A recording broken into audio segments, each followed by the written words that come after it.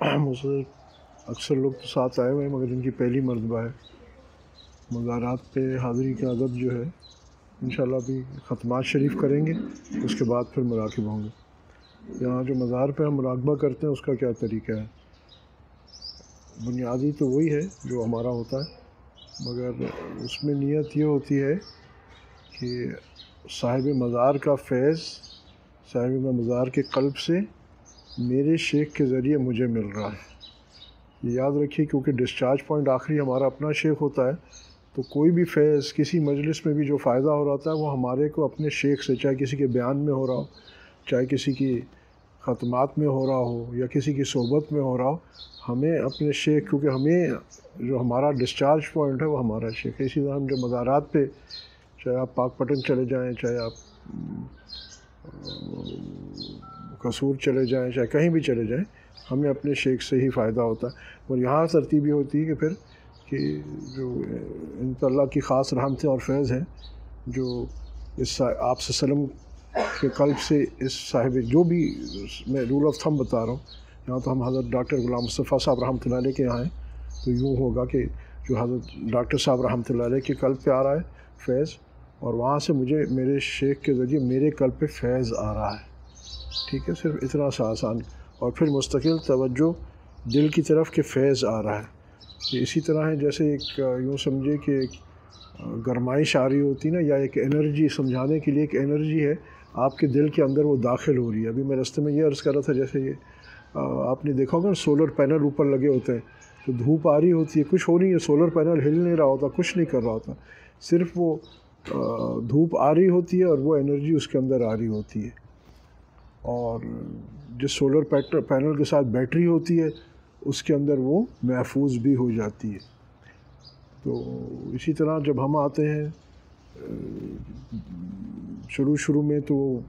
فائدہ فوری ہونا شروع ہو جاتا ہے اور کچھ دیر تک ہوتا ہے، اور آہستہ آہستہ یہ فائدہ پھر طویل المدت تک رہتا ہے۔ اس کا فائدہ کیا ہے؟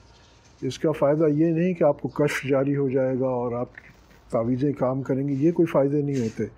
ہمارے ہاں، یہ چیزیں نہیں ہیں قابل غور ہوتی ہیں۔ اصل چیز کیا ہے، جو ان اکابرین کا بھی طریقہ تھا کہ اس سے آپ کی روحانی استعداد بڑھتی ہے، جس سے ایک آپ کا گناہ چھوڑنا آسان، دوسرا آپ کا نیکیوں پہ آنا آسان۔ بنیاد دیکھو، آخر میں ہر چیز کی بنیاد یہ ہے کہ ہم شریعت محمدیہ صلی اللہ علیہ وسلم پہ ظاہری اور باطنی کتنے عامل ہو رہے ہیں اور کتنا گناہوں کو چھوڑ رہے ہیں، یہ حقیقت ہے۔ ٹھیک ہے نا، یہ اللہ رسول صلی اللہ علیہ وسلم کا بتایا ہوا طریقہ ہے، صحابہ کا عمل کیا ہوا طریقہ ہے۔ ہواؤں پہ اڑنے سے یا کشف ہو جانا، کرامت ہونا، خواب آ جانا ہوتا ہے، مگر اس کی اہمیت ہمارے تصوف میں نہیں ہے۔ حضرت ڈاکٹر صاحب رحمۃ اللہ خود بہت صاحب تصرف تھے، میں نے ان کی زبان میں مبارک سے کبھی کوئی اپنی کرامت کبھی کچھ نہیں سنی، نہ ہی کوئی ایسا شخص ملا ہے جو کہ جی ڈاکٹر صاحب نے خود مجھے اپنی کوئی کرامت کوئی خاص مجمع میں بیان کی ہو، کبھی نہیں۔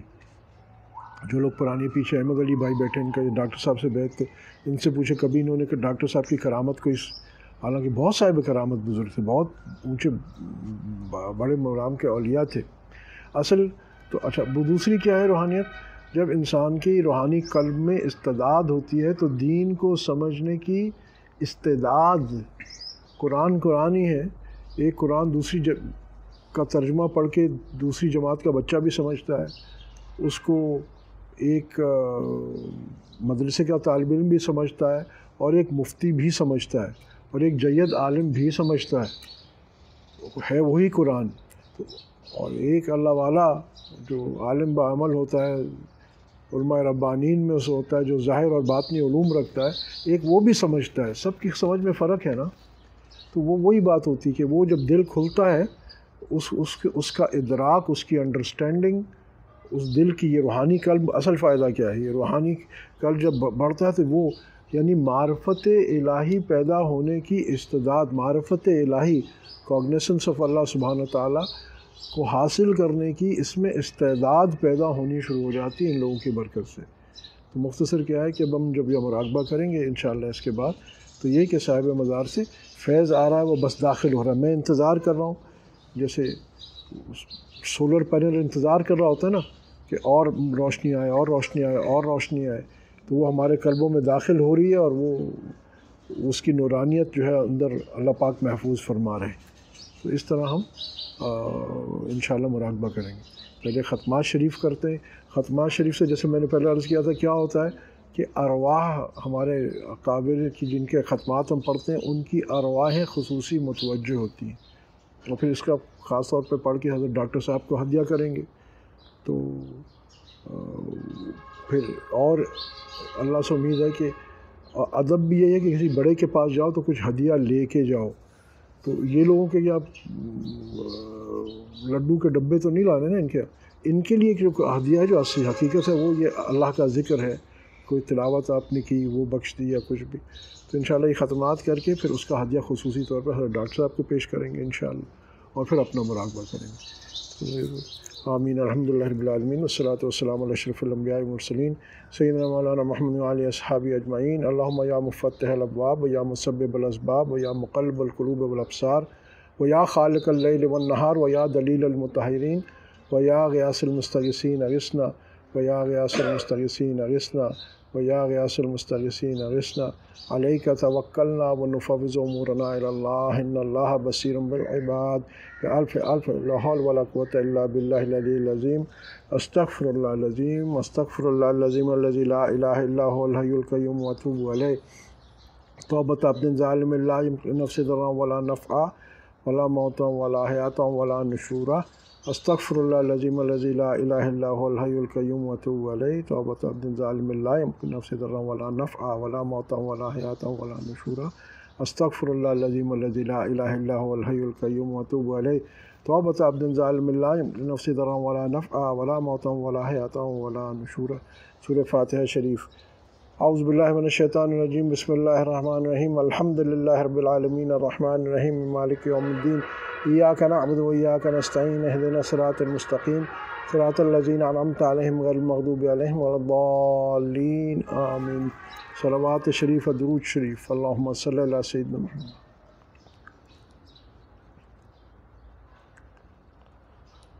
سورہ الم نشرح لک شریف۔ بسم اللہ الرحمن الرحیم، الم نشرح لک صدرک ووضعنا عنک وزرک الذی انقض ظہرک ورفعنا لک ذکرک فإن مع العسر یسرا إن مع العسر یسرا فإذا فرغت فانصب وإلی ربک فارغب۔ بسم اللہ الرحمن الرحیم، الم نشرح لک صدرک ووضعنا عنک وزرک الذی انقض ظہرک ورفعنا لک ذکرک فإن مع العسر یسرا إن مع العسر یسرا فإذا فرغت فانصب وإلی ربک فارغب۔ بسم اللہ الرحمن الرحیم، الم نشرح لک صدرک ووضعنا عنک وزرک الذی انقض ظہرک ورفعنا لک ذکرک فإن مع العسر یسرا إن مع العسر یسرا فإذا فرغت فانصب وإلی ربک فارغب۔ سورہ اخلاص شریف۔ بسم اللہ الرحمن الرحیم، قل هو اللہ احد اللہ الصمد لم یلد ولم یولد ولم یکن له کفوا احد۔ بسم اللہ الرحمن الرحیم، قل هو اللہ احد اللہ الصمد لم یلد ولم یولد ولم یکن له کفوا احد۔ بسم اللہ الرحمن الرحیم، قل هو اللہ احد اللہ الصمد لم یلد ولم یولد ولم یکن له کفوا احد۔ سورہ فاتحہ شریف۔ بسم اللہ الرحمن الرحیم، الحمد للہ رب العالمین الرحمن الرحیم مالک یوم الدین، ایاک نعبد و ایاک نستعین، اہدنا الصراط المستقیم صراط الذین انعمت علیہم غیر المغضوب علیہم ولا الضالین، آمین۔ صلوات شریف، درود شریف، اللہم صلی۔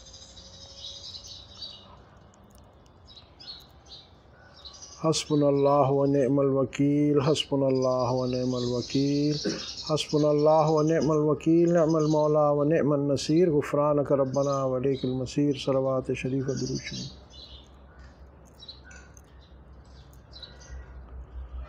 لا حول ولا قوة الا باللہ، لا حول ولا قوة الا باللہ، لا حول ولا قوة الا باللہ العلی العظیم۔ صلوات شریف، درود شریف۔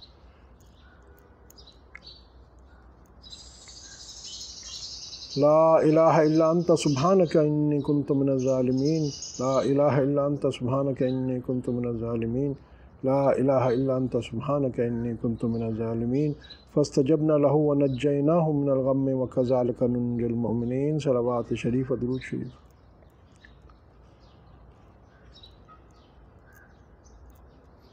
یا لطیفا بخلقہ یا علیما بخلقہ یا خبیرا بخلقہ الطف بنا یا لطیف یا علیم یا خبیر یا لطیفا بخلقہ یا علیما بخلقہ یا خبیرا بخلقہ الطف بنا یا لطیف یا علیم یا خبیر یا لطیفا بخلقہ یا علیما بخلقہ یا خبیرا بخلقہ الطف بنا یا لطیف یا علیم یا خبیر صلوات شریف درود شریف۔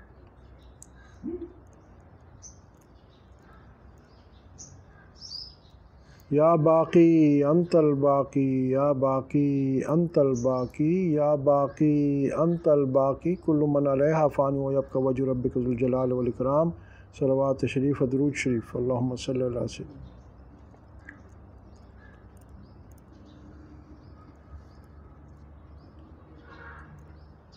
یا خفی لطفی ادرکنا بلطفک الخفی یا خفی لطفی ادرکنا بلطفک الخفی یا خفی لطفی ادرکنا بلطفک الخفی یا خفی لطفی ادرکنا بلطفک الخفی صلوات شریف درود شریف۔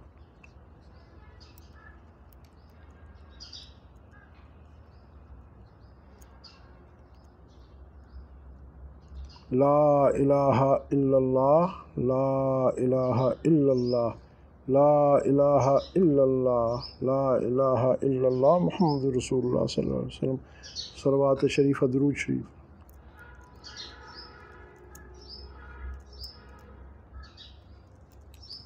اللہم یا قاضی الحاجات یا قاضی الحاجات یا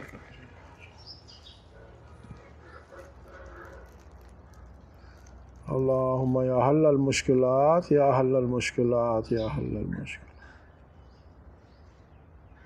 اللہم یا دافع البلیات یا دافع البلیات اللہم یا منزل البرکات یا منزل البرکات اللہم یا رفیع الدرجات یا رفیع الدرجات اللہم یا خیر الغافرین یا خیر الغافرین اللہم یا خیر الناصرین یا خیر الناصرین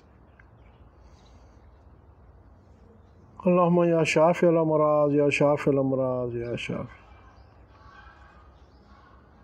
اللہم یا مجیب الدعوات یا مجیب الدعوات برحمتک یا ارحم الراحمین یا ارحم الراحمین اللہم آمین آمین آمین آمین۔ ومن یتق اللہ یجعل لہ مخرجا ویرزقہ من حیث لا یحتسب ومن یتوکل علی اللہ فحسبہ ان اللہ بالغ امرہ قد جعل اللہ لکل شیء قدرا۔ آمین الحمد للہ رب العالمین والصلاة والسلام علی اشرف الانبیاء والمرسلین سیدنا مولانا محمد وعلی اصحابہ اجمعین۔ اللہم اوصل وبلغ ثواب ما قرانا ونور ما تلاونا بعد القبول عنا ہدیۃ واصلۃ منا الى طبیب قلوبنا وشفیع ذنوبنا وقرۃ اعیننا سیدنا مولانا محمد رسول اللہ صلی اللہ تعالیٰ علیہ وسلم ثم الى النبیین والصدیقین الشہداء الصالحین وعلی آل کل وصحبہ کل رضی اللہ تعالیٰ عنہ اجمعین ثم الى ارواح سادات الصوفیۃ والمحققین والمحدثین خصوصاً الى ارواح سادات طریقۃ النقشبندیۃ والقادریۃ والچشتیۃ والسہروردیۃ والشاذلیہ بتفاصیل سلسلہ شریف من سیدنا ابی بکر الصدیق رضی اللہ تعالیٰ عنہ وارضاہ سیدنا علی بن ابی طالب کرم اللہ وجہ رضی اللہ تعالیٰ عنہ الى روح شیخنا مرشد حضرت مولانا فضل علی مسکین پوری رحمۃ اللہ علیہ الى روح شیخنا مرشد مولانا عبدالغفور المدنی عباسی رحمۃ اللہ علیہ الى روح شیخنا مرشد حضرت مولانا سید زوار حسین شاہ رحمۃ اللہ علیہ الى روح شیخنا مرشد حضرت مولانا شمس الرحمن العباسی دامت برکاتہ وفاد علینا من برکات فی دین الدنیا والآخرہ الى روح شیخنا مرشد حضرت مولانا ڈاکٹر غلام مصطفیٰ رحمۃ اللہ علیہ ثم الى ارواح جمیع اخوان امت محمد صلی اللہ علیہ وسلم سبحان ربک رب العزت عما یصفون وسلام علی المرسلین والحمد للہ رب العالمین۔ اب سب قبر کی طرف ان کے چہرے کے سامنے، ہم ابھی چہرے کے سامنے بیٹھے نا تو اس طرف، تاکہ ان کے جو سنت طریقہ ہے کہ چہرے کے سامنے بیٹھ کے اس طرف، تو یہاں جگہ نہ بھی ہو تو اس طرف فیسنگ دا مزار، کہ وہاں سے فیس جو ہے حضرت کے یہاں سارے اس طرح مراقب ہو۔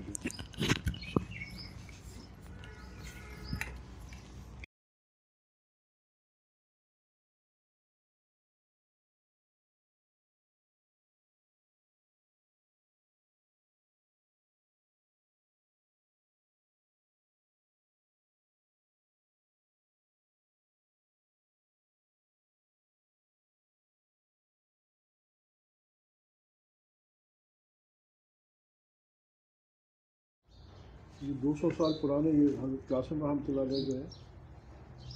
لوگ واقف ہی نہ تھے اس مقصد سے، ڈاکٹر صاحب تشریف لائے کام سے، مسترد ہو کے کہا ہستی تیری مدفون ہے، پھر مراقب ہوئے کچھ ہی پہلے شام سے، آپ نے بتلایا 2 سال سے مدفون ہیں، 200 سال سے 200 سال سے مدفون ہیں۔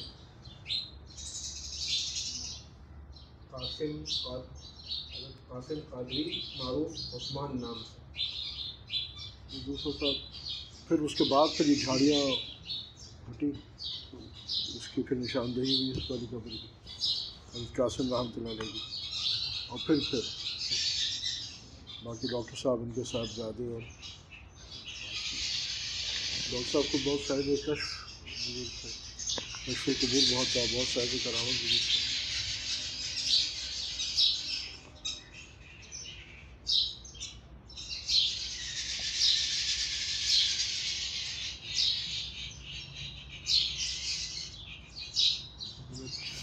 بتا رہا تھا کہ ظاہری بات ہے ان جگہوں پہ جہاں اللہ والے مدفون ہوتے ہیں وہاں اللہ کی مستقل رحمتیں برس رہی ہوتی ہیں، اللہ کی خصوصی توجہ رحمتیں اور برکتیں ہوتی ہیں، تو ان جگہوں کی برکت سے دعاؤں کی قبولیت بہت ہوتی ہے۔ دینے والی ذات تو اللہ کی ہے، مگر جیسے میں نے رستے میں کہا تھا کہ حرم شریف کی اپنی برکت ہے، وہاں قبولیت اور ہے، اسے مساجد کی اپنی قبولیت ہے، اسی لیے جہاں کوئی اللہ والا اللہ کا محبوب مدفون ہوتا ہے تو اس پہ رحمتیں برس رہی ہوتی ہیں۔ تو اسی طرح ان کے پاس یہاں کے بیٹھ جانے بھی ایسا ہی ہے جیسے یعنی کوئی آ کے صرف بیٹھ بھی جائے تو وہ بھی جب ذکر اذکار مثال کے طور پہ نہیں بھی کرتا تو وہ بھی محروم نہیں ہوگا۔ ایک بزرگ فرما رہے تھے کہ بھئی ان اللہ والوں کے مزارات پہ کوئی کافر سکھ بھی چلا جائے نا وہ بھی خالی ہاتھ واپس نہیں آتا، باقی اللہ کی رحمت سے، کیونکہ جو جس نیت سے جاتا ہے اللہ پاک وہ اس کو دے دیتے ہیں، جو دنیا کی نیت سے آتا ہے اللہ اس کو دنیا دے دیتے ہیں ان کی برکت سے، جو اللہ کی تلاش میں آ جاتا ہے اس کو اللہ مل جاتا ہے۔ تو بہرحال ان جگہوں کو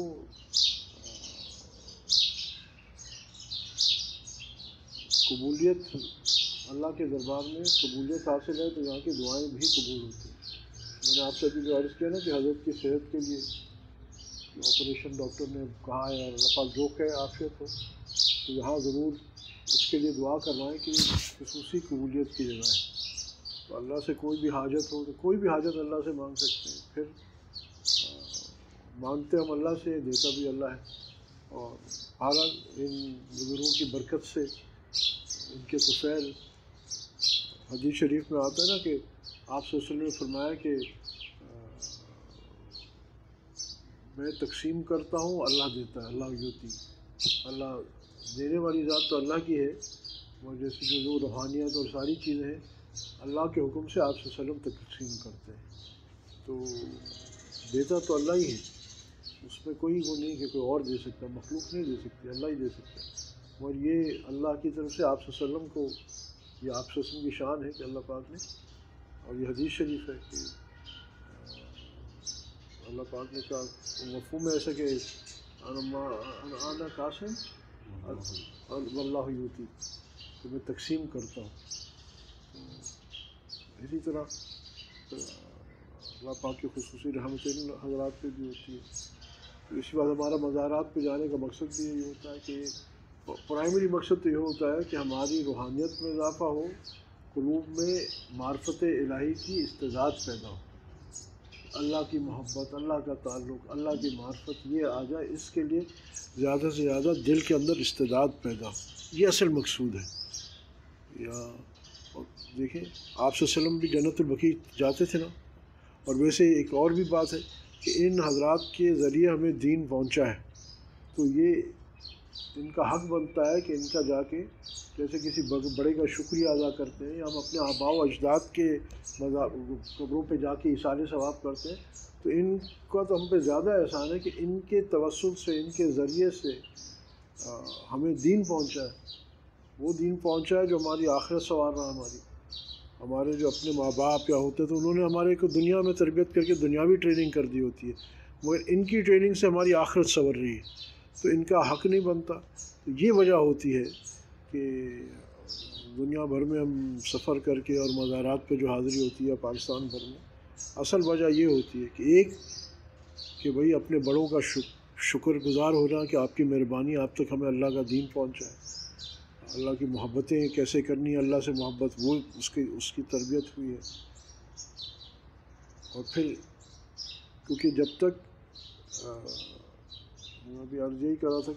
کہ جب تک ایک ولی زندہ ہوتا ہے تو اس دو جہت پہ اس کی توجہ ہوتی ہے۔ ایک جہت اس کی جو ہوتی ہے، ایک ڈائمنشن یا ایک سائڈ جو ہوتی ہے وہ اللہ سے متوجہ ہوتی ہے، وہ تو 24 گھنٹے وہاں، مگر بہرحال کیونکہ مخلوق میں وہ مصروف ہوتا ہے تو اس واسطے وہ ایک جہت اس کی جو ہوتی ہے نا، وہ سامنے مخلوق کو چاہے وہ دین ہی سکھا رہا ہوتا ہے مگر وہ مصروفیت اس کی اس ڈائمنشن کی، اس ڈائریکشن کی مخلوق کی طرف ہوتی ہے۔ جب وہ دنیا سے پردہ کر جاتا ہے، چلا جاتا ہے، تو 100% اس کی جو سمجھنے کے لنک، توجہ یا وہ اللہ سے جڑ جاتی ہے، تو پھر اس کی روحانیت اور بہت زیادہ تیز ہو جاتی ہے۔ تو ان مزارات سے روحانی ترقی تو ہو جاتی ہے، مگر ہاں تربیت کے لیے کوئی زندہ شیخ چاہیے، یہ بھی ضروری بات ہے کہ اگر آپ کی تکمیل نہیں ہوئی اور آپ کے شیخ کسی وجہ سے دنیا سے پردہ فرما گئے تو آپ پہ لازم ہے کسی اور شیخ سے بیعت کرنا اپنی، کیونکہ ہم طالب مولا ہیں، طالب شخصیت نہیں ہیں، یہ بھی بہت اہم نقطہ ہے۔ ہم طالب مولا ہیں، طالب شخصیت نہیں ہیں۔ وہ ہمیں اپنے مشائخ سے، اپنے شیخ سے، مرشد سے بے پناہ محبت ہوتی ہے، عقیدت ہوتی ہے، پر وہ بھی ہمیں اللہ کی طرف لے کے جاتا ہے اور ہمارا مقصد بھی اللہ تک پہنچنا ہے۔ تو اس واسطے مزارات پہ مراقبے سے ہمیں وہ روحانیت تو مل جاتی ہے، اور وہ باقاعدہ تربیت ہے۔ رول آف تھم آپ کو بتا رہا ہوں، وہ یہی ہے کہ ہمیں کسی پھر زندہ شیخ سے تربیت کرانی پڑے گی۔ بعض اوقات جو بہت کم ہوتا ہے مگر ممکن ہے جو اویسی طریقے سے تربیت ہو جاتی ہے لوگوں کی، کہ جہاں کوئی پرانا بزرگ جو ہے کہ وہ خواب میں آ کے یا کسی عالم مثال میں آ کے باقاعدہ تربیت کر لے، جیسے ہمارے عبدالخالق رضوانی رحمۃ اللہ علیہ کی ایک تربیت تو غالباً خواجہ مجھے یاد نہیں آ رہا، بایزید بستامی رحمۃ اللہ علیہ سے ہے شاید۔ پھر جیسے ہمارے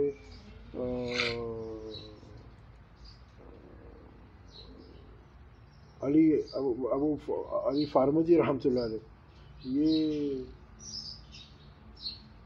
خضر علیہ السلام سے یہ تربیت یافتہ، خضر علیہ السلام مگر خضر علیہ السلام بھی پھر ان کو حضرت ابو یوسف حمدانی رحمۃ اللہ علیہ کے پاس لے کے گئے، مگر ظاہری طور پہ آپ ان سے بیعت ہوں، ظاہری پیر بھی ہو، تو یہ ہم شجرے میں پڑھتے ہیں نا، ابو یوسف حمدانی رحمۃ اللہ علیہ، سوری الٹا میں نے کہہ دیا، جی نہیں میں آگے چلے گا، پیچھے جانا چاہیے مجھے، ایک منٹ، نہیں معذرت غلط کیا گیا۔ عبدالخالق رضوانی رحمۃ اللہ علیہ خضر علیہ السلام سے تربیت یافتہ تھے، مگر انہوں نے کہا کہ آپ کو ابو یوسف حمدانی رحمۃ اللہ علیہ، ان کے شیخ جو شجرے میں آتا ہے ابو یوسف حمدانی رحمۃ اللہ علیہ، تو یہ کہا کہ بھائی آپ ظاہری طور پہ ان سے بیعت ہوں ظاہری تربیت کے لیے، اور میں بھی آپ کی تربیت کروں گا، تو مگر اگین دس از ریئر، اور اس سیف یہی ہے کہ ہم کسی زندہ شیخ کو پکڑیں، ٹھیک ہے، اور تربیت اس سے کرائیں، کیونکہ یہ تربیت ایک باقاعدہ ایک الگ مستقل مقصود چیز ہے نا۔ بیعت ہونے کا مقصد بھی ہوتا ہے کہ ہماری تربیت ہو، صرف برکت نہ ہو بلکہ باقاعدہ تربیت ہو، ہمارے اخلاق رذیلہ نکلے، اس کے لیے ایک زندہ پیر کی ضرورت ہے۔ یعنی مقصد سے بتانے کے لیے کہ یہاں جو ہمارے مزارات پہ حاضر تھی اس کا مقصد کیا ہے، اور مسئلہ یہ ہے کہ یہاں صحیح طریقے سے ضرور حاضری ہونی چاہیے، کہ کوئی شرک نہ کرے، سجدہ نہ کرے، قبروں کو چومے چاٹے نہیں، کوئی چادر چڑھانے کی ضرورت نہیں ہے، ہاں ایک ترتیب ضرور ہے کہ آپ چاہیں تو کر سکتے ہیں ایصال ثواب کے لیے، تو پہلے ہی کچھ ذکر کر کے رکھیں کہ آگے ہدیہ کریں گے، یا اللہ کے راستے میں کھانا کھلائیں اور اس کا ایصال ثواب ان حضرات کو پہنچائیں. یہ کریں، یہ کرنے کے کام ہے، تو ان کو بھی فائدہ ہے، ان کی بھی خوشی ہے. باقی آپ نے پھول پھینک دیے، چادر چڑھا دی، اس کو کیا فائدہ؟ کچھ بھی نہیں. آپ کی اپنی بس ایک دل پشوری ہے،